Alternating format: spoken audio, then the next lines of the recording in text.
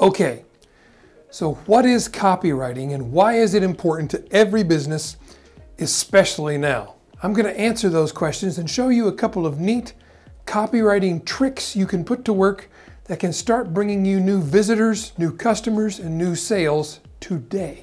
Hi, I'm Ray Edwards, and on this channel, I teach thought leaders, entrepreneurs, and business owners how to write the words that sell their products, services, and ideas.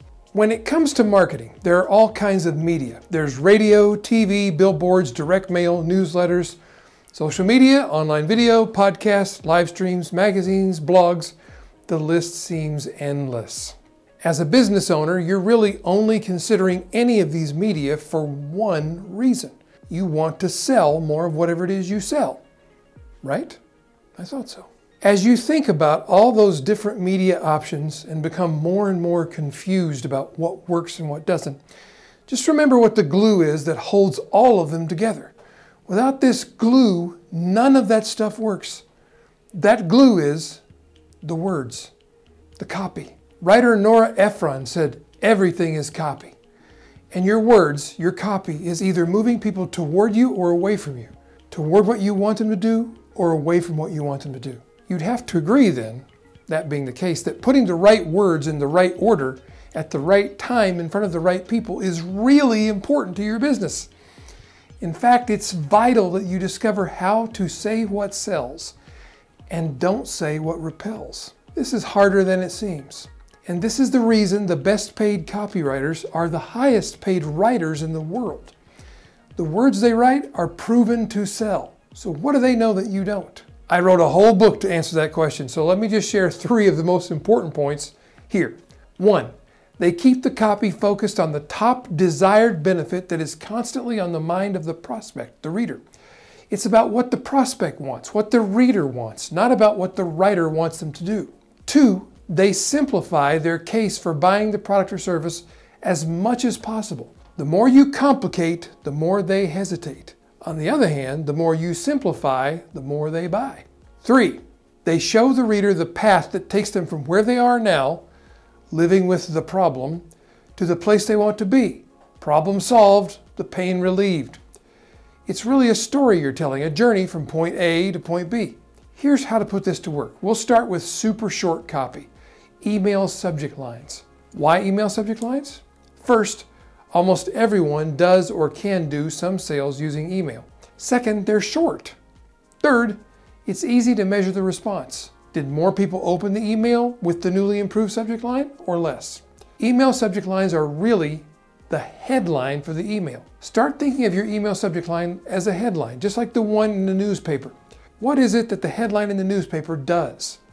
If it's a good one, it lets you know what the article below is about. It helps you decide, do you want to read more or skip the rest? Use your email subject line to serve the same purpose. Let's take a simple email from an attorney's office as an example. Typically, this kind of email might have a subject line saying something like, "From the desk of HR Puffinstuff, Stuffy Britches Law Firm," or even 25 years of service to Cleveland. Who cares? That's about Stuffy Britches, not about me. But let's say that last night some drunk driver plowed into my car and totaled it. What if Stuffy Britches sent me an email with a subject line that said this: "Been in a car accident that's not your fault? Call today.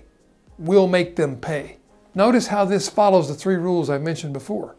1, the copy's about what the prospect wants. 2, we didn't complicate, which makes us hesitate. We chose to simplify, which makes them buy. Number 3, we told a super short story, which gets them from where they are, with a busted car, to where they want to be. We made the story match what we want them to do. Call today, we'll make them pay. So now what will you do with what you've learned here? I suggest you write some new email subject lines for your current offer. If you already have open rate data on your past emails, send the next email with the new subject line and see if it outperforms the old one. Now remember the rules. 1, make it focus on what the reader most wants. 2, don't complicate, which makes them hesitate. Simplify, which makes them buy. And 3, tell them the story of how to get to the success finish line. My challenge to you, put this idea to work for yourself today. Write a new email subject line, or headline, or podcast or YouTube title. But I'm suggesting email subject lines, and test it. Share the difference and let us hear your success stories. Put them in the comments below. And if you really want to take this further, go to my website at rayedwards.com/subjectlines and grab your free resource, the Email Subject Line Starter Kit. 15 types of subject lines that almost always get opened and read. That's available for free at rayedwards.com/subjectlines. If you found this helpful and encouraging, click subscribe, tap the bell, give me a thumbs up. Those 3 little taps tell me you like this kind of content. That helps me make more of the kind of stuff you like. Meanwhile, here's to your long life and prosperity. Peace to your house.